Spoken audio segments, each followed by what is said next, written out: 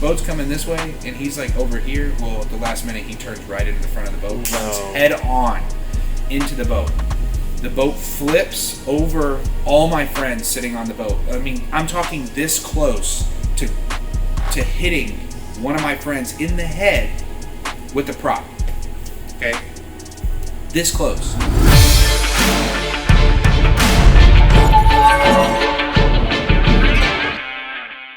Well, welcome back, everybody, to the Trashman podcast. We got Braxton Strickland here with Rad Shack Media.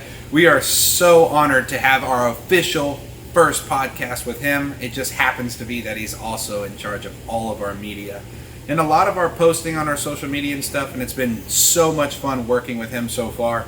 So I got some little questions to ask him today for the viewers, and just, Braxton, tell us a little bit about yourself and about Rad Shack Media. So thanks for having me, first of all. Super honored that the one and only Trashman would have me on his podcast as his first guest, so stoked about that. But yeah, so I own Rad Shack Media, and what we do is we do commercials and video advertisement basically for local businesses until we can further expand. But we're having a really fun time with some of the local businesses in the area and stuff. And personally, I'm in a place where I'm trying to scale and look for solid editors and video camera people if anybody's interested. But hey, reach out to them. Please reach out. I have 2 phone interviews today actually, and then awesome. Hopefully that goes into something else. But anyways, yeah. But I started skateboarding whenever I was a young kid, and as a young kid, skateboarding with your friends around the neighborhood, somebody's like the filmer, right? I don't know if you ever grew up skateboarding. I grew up, just for reference, I grew up in LaPorte Shore Acres area until 6th grade, and then I moved to like South Shore Harbor, where Ferguson Elementary is. So, and I grew up skateboarding and filming, and I just kind of was like, I'll do it, put the clips together and video edit. And so that started from a young age, the passion for the video editing. Well, carry on a few years later, and we're all watching like Super Bowl Sundays, right? And I'm kind of figuring out what Super Bowl is. And I never really was into football, but I loved the Super Bowl because the commercials were always on point. I loved watching Super Bowl commercials, and I didn't know it at the time, but it was basically like skit-based comedy, like commercials that were going on during the Super Bowl. Not just like any commercials. These were like people were going all out. Like you have your So Easy a Caveman Could Do It, Geico, Messing with Sasquatch, Jack Links. I mean, there's a lot of iconic kind of advertisement. I just fell in love with that whole thing as a kid, and I was like, it's funny, I remember one of my first careers, you want to be an astronaut, race car driver, and that kind of stuff, right? Which we can still be race car drivers, but we'll get to that. That's my life. Yeah. Exactly.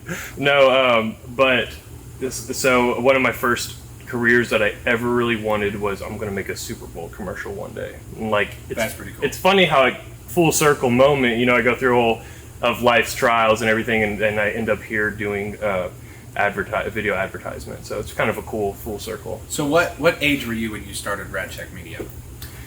Man, so I started hustling videos as Braxton Strickland in, it was about the end. Okay, I was working at a Lexus dealership selling Lexuses, like new and used. And if y'all hear anything in the background, just know we're in a kind of in a studio it's called Garage Ultimate. It's here in Friendswood, Texas. And a lot of people have cool cars like, the Trashman GTR. We got Braxton showing off the Lambo, but somebody's outside right now just letting it rip. So yep. It happens every now and then. No big deal. All good. Continue, Braxton. Oh, sorry. I just happened to notice. I don't know if we can get that in. Is that showing up? Okay, my fault. I just noticed this little guy over there. So yeah, and our crooked, I guess our Lamborghini sign fell over there, but our race team tends to do pretty well when we show up to events. We try our best, but yeah. Just had to throw that in. I don't know if the camera can catch that, but I just had to throw that first place in there. But no, it's What were we talking about? I got carried away by all your victory trophies over here. Hey, there's a lot of second place too. As Ricky Bobby would say, if you ain't first, you're last. You're last, absolutely. I don't believe in all that though. I mean, second's still reputable. I tell my customers all the time, look, if you got a customer or a vendor that's better than me, I'm okay with being in second place because one day they'll mess up and I'll come in. That's right, exactly. So, when you're first, you're also the first to be cut. True. So I was asking you more or less, when did you first start, and about what age did you first start? Oh, right, yeah, okay. So I was working at Lexus, and every Saturday morning we kind of had like the sales hurdle, like let's go kill it, make some sales. And so they needed during the sales meeting, they were like, hey, every dealership is doing like a video for the dealership. Does anybody know how to edit, sort of in here or whatever? And I just kind of was like. Yeah, I kind of know a thing or two. I dibble dabble. Yeah, this was in like November. This was like December 2019, I think. And so I did the video and everything, and kind of had a good time. And did a good job, and it kind of like re-sparked a little interest in me, And so then COVID came around, and everybody got let go or furloughed. I got furloughed, and so everybody's getting like checks from the government and just kind of. Not doing much of anything. Well, at the time, my dad had started his own home building company and started putting up barndominiums. And I was like, let me film and document kind of the progress of these barndominiums and stuff. And so I thought they looked really cool. They're modern, they're like different, and people love the design. And I was like, let's film some of this. I had nothing better to do, right? So I started doing that, and the Houston Chronicle, we did a video when the home was built. We did like a whole tour, and it was great, and it was staged really great. And so we dropped that video, and Houston Chronicle picked it up, and then it like got tens of thousands of views and stuff.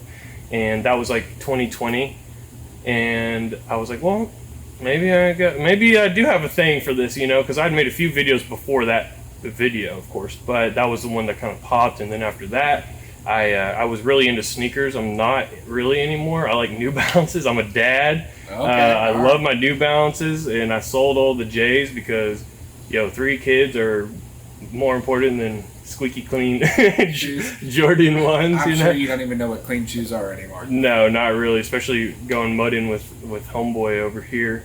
Oh, yeah. The Trashman takes him out. Quite often, at least once a week, we're going and getting a little dirty. I learned my lesson the hard way, and so that's on me. But so What was that? Was that at our old yard when you came out to shoot and you had nice shoes, or was this recently? No, this was the night at the crawfish boil. So. Oh, yeah. So it's like raining a ton in Houston right now, and I didn't know that this crawfish broil was going to be like in the grass. I thought it was going to be mainly like a parking lot jam or whatever, They had like a Ferris wheel rides and all that stuff in Texas City, and so I'm wearing like earlier that day he was like, hey, like, don't try not to look like such a. I was like, what, a videographer, But he's right. In certain environments, you stick out like a sore thumb and stuff, and so. But basically, I was like, all right, well, now's my chance to. I was going to show Darius. I was like, all right, now's the chance to look fly because we're going to this event. Now what's he going to say when I look, fly or whatever? And then it was like a muddy boot event, and I was like, oh my gosh, I'm an idiot. you always look fly. There's nothing wrong with that. It's just. I was like, geez. You got to think some of our environment that we have is just. We're in very industrial, commercial, and even what I wear on a daily basis, this is what I wore to work today. I got kind of military type pants on and a plain black shirt with a little pin with SWI. It just, you never know what you're going to walk into. I keep boots, thanks to LG, my father. I keep boots in the back of my truck because you never know what situation you're going to get into. I was going to ask if it's okay. What is the LG? What is that? Louis Garcia. Oh, okay. Because I'm like, is that a sweet nickname that there's lore behind that you need to tell the world about? Or? Right. So it's kind of funny. LG. When you're in business with your dad, when you call somebody, you're like, yeah, me and my dad will be there for lunch. It's kind of like, ultimately you're always going to kind of be his shadow because you're his son. I mean, naturally, your father and son, the son is the shadow of, I mean, he lives in the shadow of his father. He grows up to be his father. So a lot of times in business, what I'll do, also I'll give my dad a nickname, which has always been LG.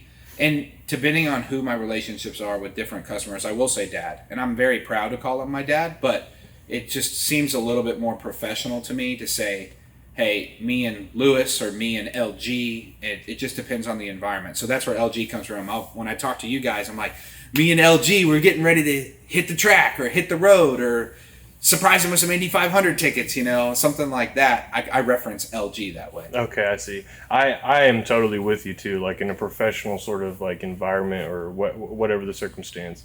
Yeah, that's funny. I don't, because I'm not in business with my dad, but I will talk about my dad, and I'm like, I don't really have a, because his initials are BS and so are mine, so I'm not. Oh yeah, you're gonna go, hey BS. Yeah.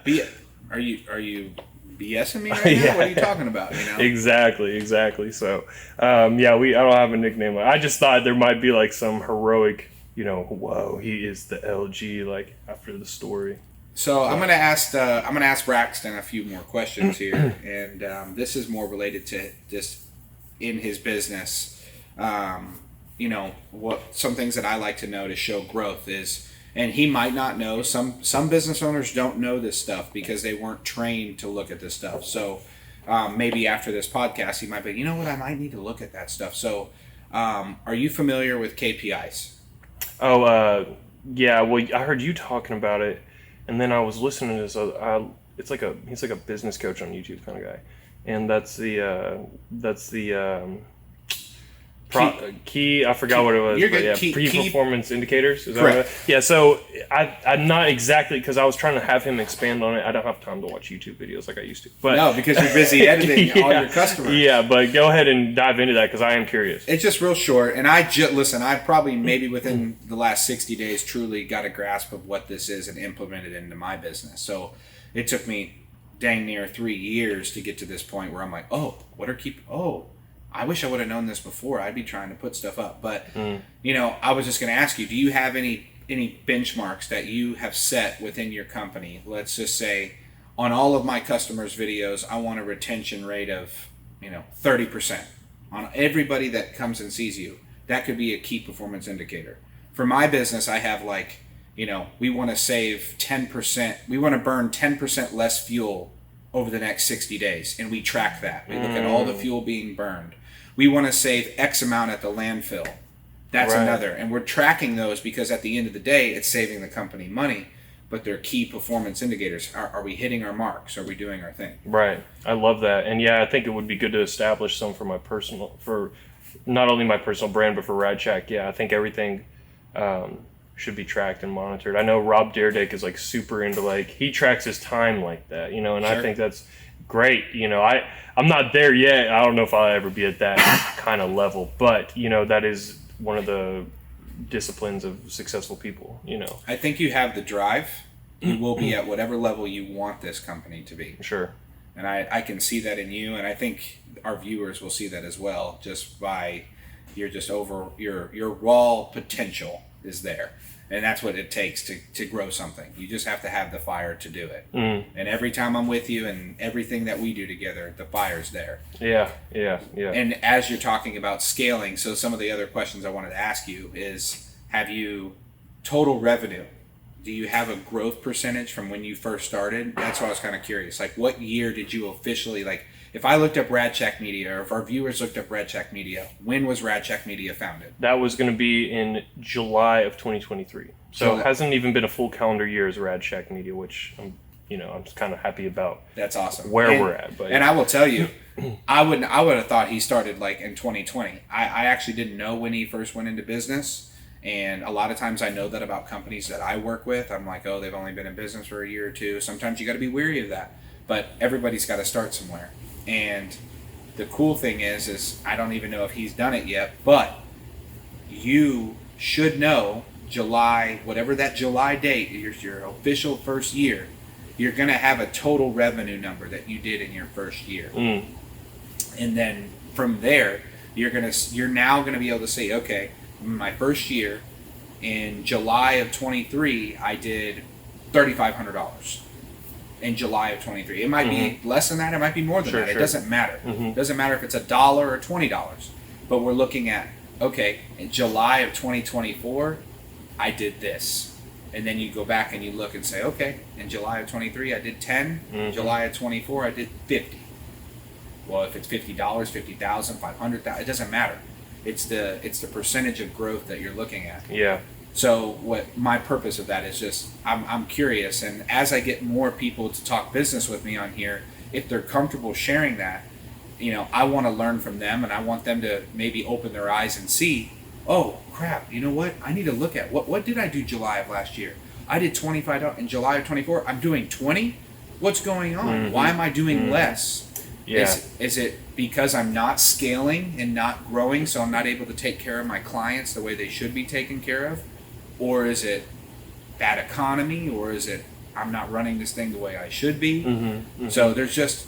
Yeah, and there's lots of excuses you can make. Like the one you said, I say it's an excuse, the bad economy. I feel like, yes, there are certain things that, like, for instance, my dad trying to build houses and then COVID comes around. He starts paying double, triple for lumber, and then he's got to raise the prices of the homes. I understand that kind of stuff.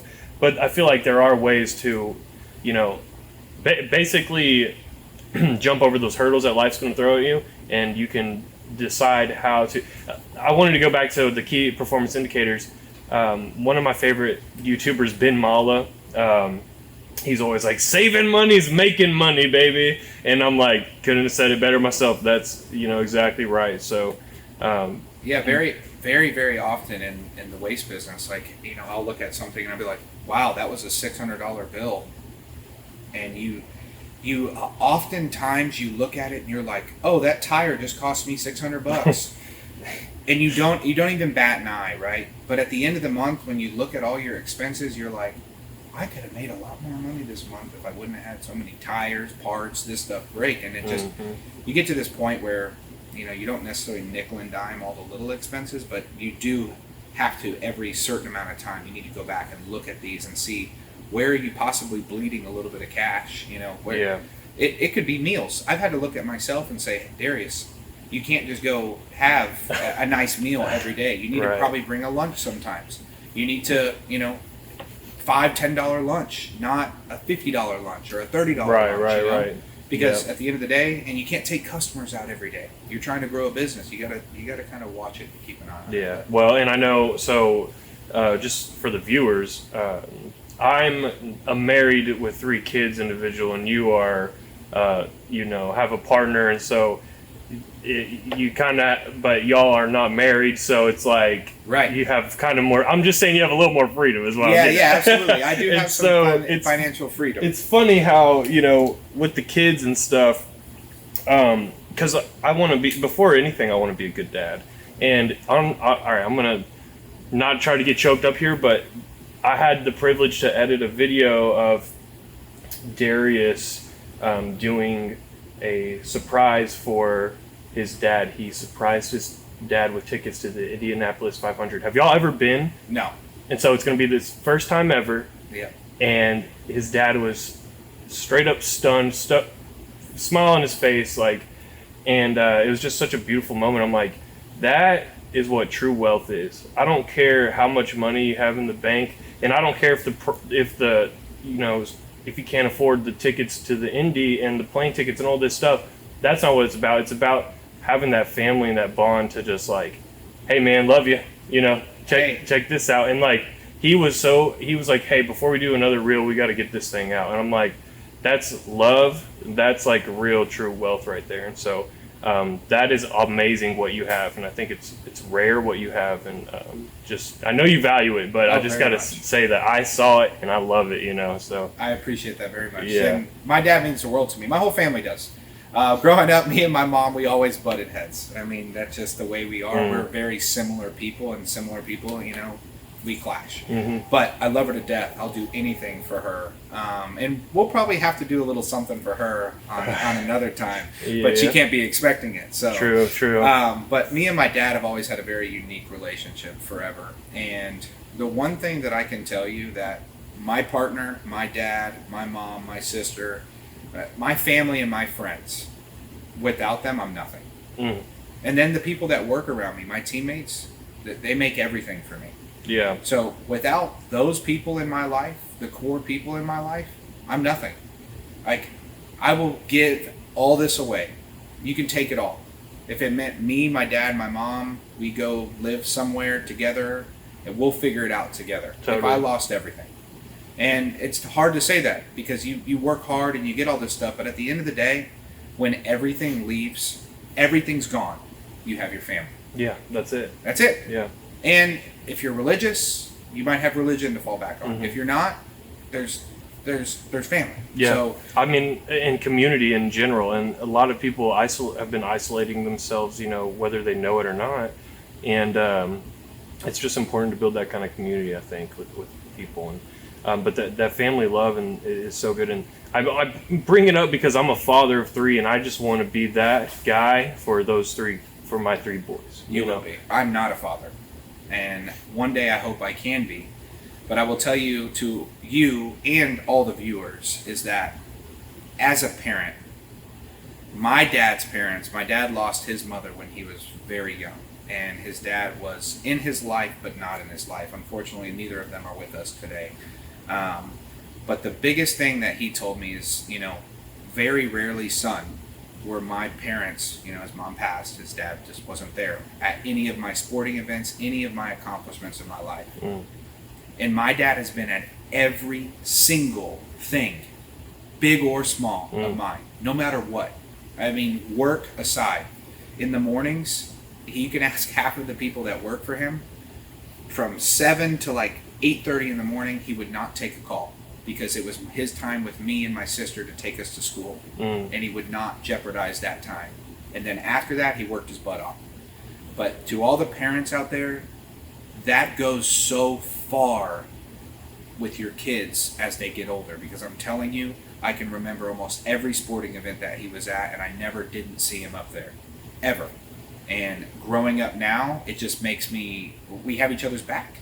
And as you're raising a family, everybody who's raising a family, I think they should know that. They should know that your kids are going to remember that. They're going to remember every little thing that you do for them, and they won't forget it.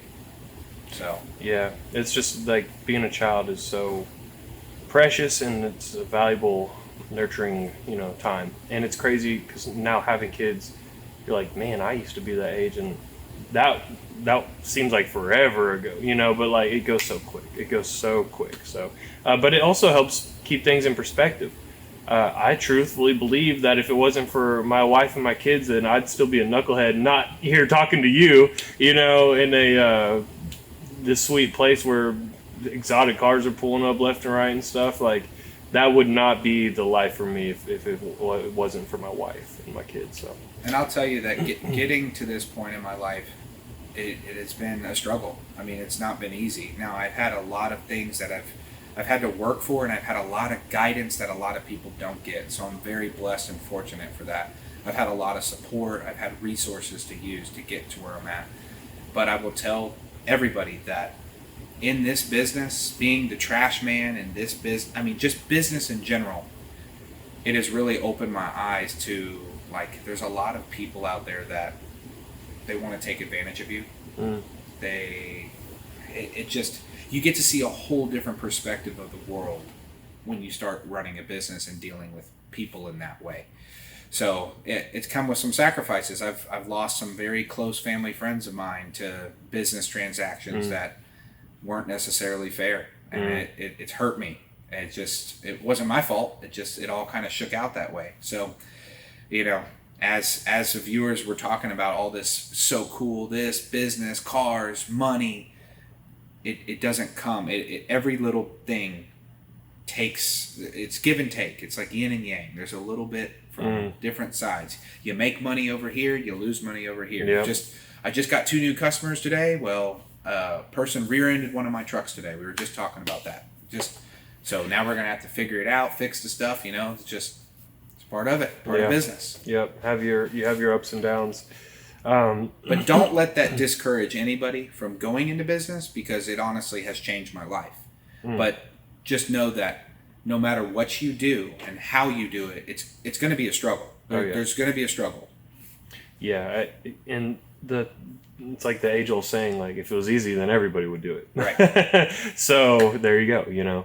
It's hard to trick yourself into wanting to do hard things, but guess what? It's what it takes. And to your credit, sir, yeah, you had a lot of resources, but you used them. Right. Some people have resources and they don't even use them. And you can actually make resources by going and being and doing and taking massive action. Absolutely.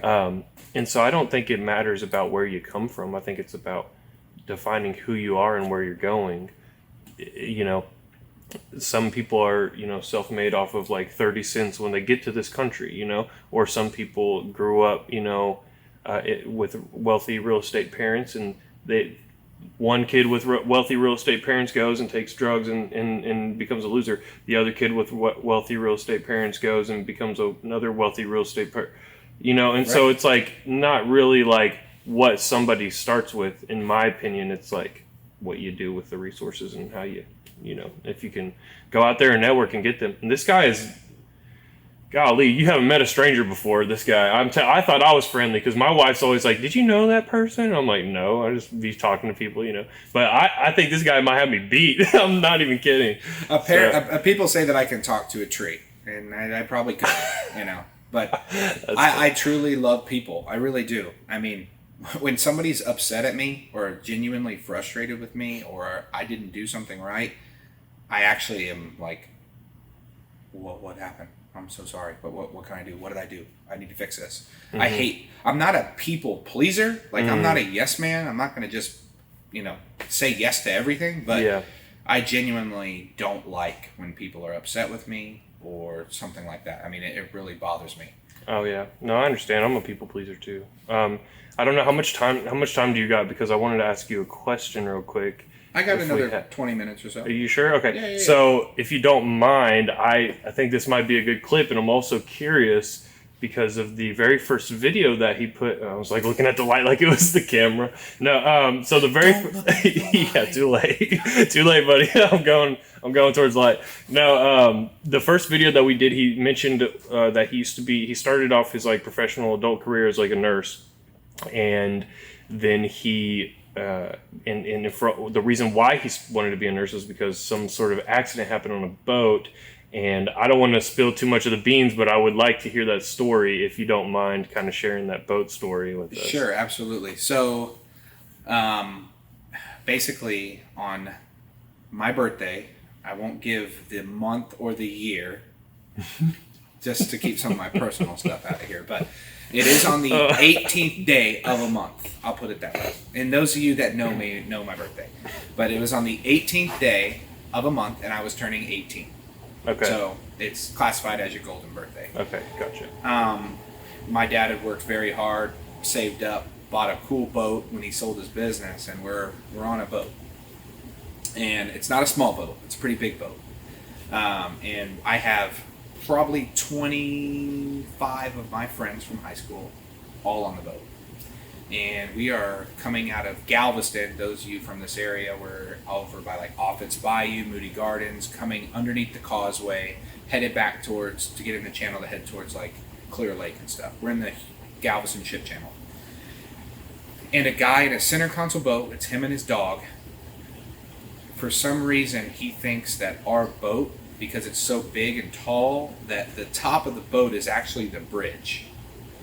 So apparently he's been a known guy to drink and have fun at this restaurant every day or every weekend, and then he lives somewhere in like Tiki Island, which is a little boat area by our house, or by Galveston. And he lines his boat up with this light of the bridge to get home. Now, is it dark, I guess? Or it's like sun setting. It's not dark yet. It's probably like it's 7 o'clock during the summer. Okay, gotcha. All right. It's still like daylight, but it's not like bright. Sun's not up high, but it's still daylight. Okay. But it's it's kind of fading, and he's trying to just stay. Oh, if he knows I'm lined up with that light out in the middle of the channel, right? Well, he didn't realize that light was actually a boat. Well, at the last minute, he's over, he's boat's coming this way, and he's like over here. Well, at the last minute, he turns right into the front of the boat, runs head on into the boat. The boat flips over all my friends sitting on the boat. I mean, I'm talking this close to hitting one of my friends in the head with the prop. Okay? This close. Well, nobody can prepare you for that moment. Sure. Everybody's panicking. So basically on these big boats, when you throw them into, my dad threw the boat into reverse, and when he does that, it dumps this black smoke to protect the engines all in the air, so it looked like we were on fire. There's black smoke everywhere. My mom's screaming. Everybody's panicking, and I'm like, what just, like, I just felt this jolt. So I walk up to the fly bridge to see Dad, and he's just sitting there frozen. I'm like, Dad, like, obviously in shock. I mean, I understand. Like, he couldn't believe that just happened. And so I said, okay, let's take a deep breath. I grabbed him. I said, call the Coast Guard. Get on the radio. Call the Coast Guard. Let them know what happened. I'm going to go check on the guy. Everybody's panicking. I'm getting everybody to calm down, relax. It's okay. Sit. The guy's floating in the water, face down. I jump in, flip him over. Done.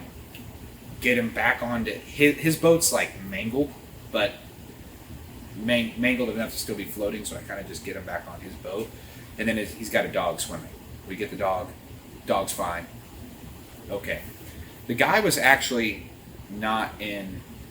I mean, he could have had much more problems that I couldn't see, but he was talking. He just was like unconscious. So he's lucky he didn't drown in the water. He did have a life jacket on, which was smart. So after that very moment, we waited for Coast Guard. Coast Guard actually took him via boat and took him to the hospital. Days later, he caused about $70,000 worth of damage to the front of the boat. I mean, a huge hole in the side of this boat. So, long story short, it's my dang saying. I got to be careful with it. I've been saying long story short a lot, so I'm trying to work on not saying long story short. That's awesome. That's funny. So, from that moment, in that very instant, I never even fazed me. Like the shock of the moment, the trauma. And I've kind of been that way. I started reflecting back on when anything happened growing up, like any accident or this, I never was like, it was always just natural for me to find a solution. Well, that's why I wanted to go to the most hardcore ER, probably in Texas. No offense to my Parkland people, I know you guys have it pretty rough, and my UTMB people down in Galveston, I know it's pretty rough down there too.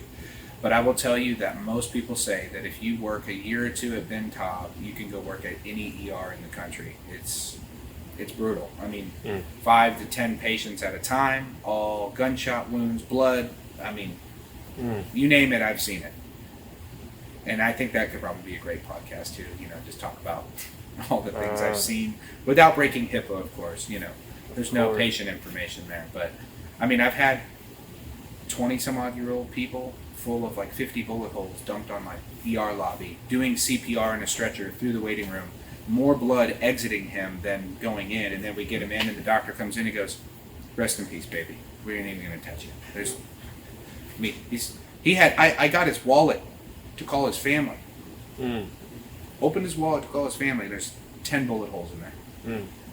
10, just all peppered through his wallet. All his cards got bullets in them. I mean, he just got sprayed. So, where is this what is it? It's Texas Medical Center, Ben Taub. Ben Taub, okay. Yeah. Where is that? It's on TV all the time. So pretty much all the uninsured go there, and really bad penetrating trauma goes to Ben Taub. I haven't worked a shift there in a while. I miss them. ER nursing is still my passion. I love it, but business has kept me so busy recently that it's been hard to pick up shifts and do that. Sure. So, and that's something you're still passionate about. You would still go and work in the ER. Absolutely. And you're still licensed to do all that. Yep. And I keep up with my certs, licenses. The one thing that I wanted to be more involved in is practicing, though, because you need to stay on top of your skills. IVs, catheters, knowing your blood gases, things like that. We intubate. There's certain protocols. We have rapid series intubation, and it's a bunch of different medications you use to do that. And then You got all these different pressors for blood pressure. There's just all these different medications that if you're not working with them every day, you're going to get a little rusty. So I have a really, really good book that I keep up with that's very up to date with like how you treat different ER cases as a nurse and the interventions you provide and what to expect. And I try to stay on top of that so I'm always kind of sharp, and I'm not going to go back into the field and be like, oh, this guy doesn't know what the hell he's doing, even though he's been a nurse for 6 years. He's only practiced for 4. Yeah. You know. And don't they have like dummies you can like practice on? Yeah, there's continuing ed and stuff. I mean, but not really like. I will tell you, nothing that I learned in school would ever. My school was amazing. I learned a lot, but everything that I learned was thank you to a Jamaican ER nurse when I first got there. He was awesome. And he's like, Darius, man, you got to make sure you hit the right vein, man. I don't know if that was Jamaican. Listen, my Jamaican viewers, I hope you comment on that and you do like, was a joke, Braxton? Come on, man. This is how you do it. Send us a video of how you're supposed to do it, because that was. Yeah, that was a little try. I'm a little rusty on my Jamaican. Yeah, epic fail on that. Come on, man. You bust a coconut on my head with that. I'm sorry, I don't know what I'm talking about. So I would love to go back to Jamaica though. So. But that's kind of that story and why I went that route. I also had some people that got really sick and had to go to Ben Taub, and Ben Taub saved them. You know, so some homework for you. Okay, sweet. I love homework. And this might not ever go on video, but I wanted to at least have it. I want you to tell me, if you want to, you don't have to, but maybe it's just your own benchmark check in your head. And that is, how many customers did you have in July of 23? And how many customers do you have in July of 24 in that 12 months? So that's 1. 2, what were your total sales in your first year? 3, what are your total sales per month? And is it increasing, decreasing, or staying the same? And then 3, how can you divide that up with a new employee? How could your sales with your budget that you have pay for that new employee and scale? Because that's scaling, right? Yeah, you right. Get more customers, more revenue, more people, more equipment. Same thing over again. More revenue, more customers, more people, more equipment. Right.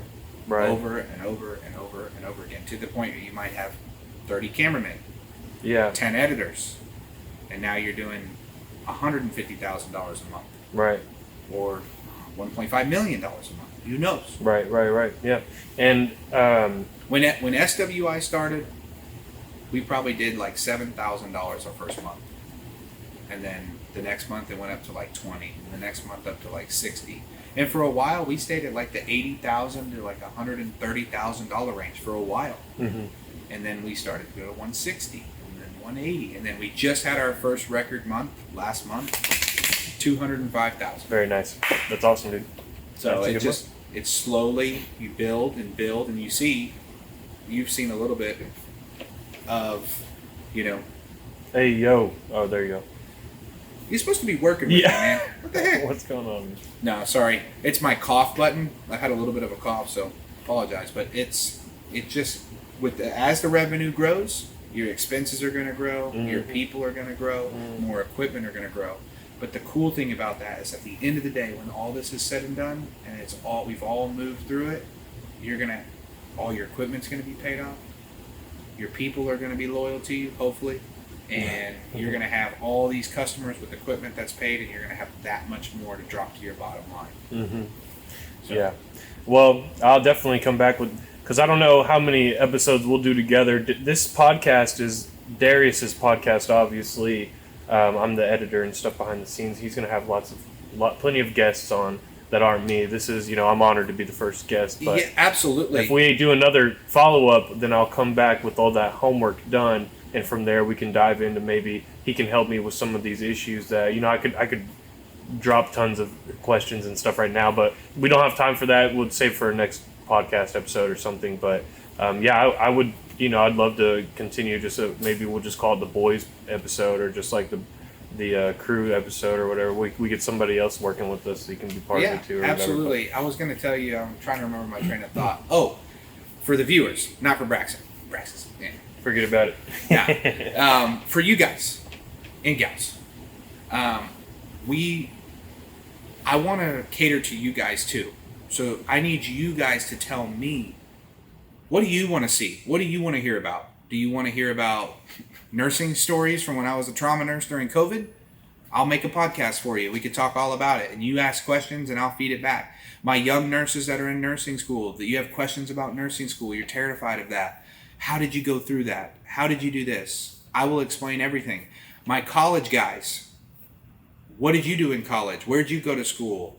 You know, if you have questions about Greek life, I was in Greek life. I was a president of a fraternity. I've lived that life, so I can guide you there. And then my business owners, if you have a certain business that you'd like for me to interview, construction, real estate, banking, I mean, whatever the business, social media and media, roofing, if you have a business that you want to advertise on here with me and come sit and talk, we can. Or if you just want me to find somebody to sit down and talk to that has that kind of a business so you can get some feedback and you're interested in possibly starting it, I will do that too. So just know that this channel is not designed for me. It's designed for everyone to learn something from it. So don't forget that.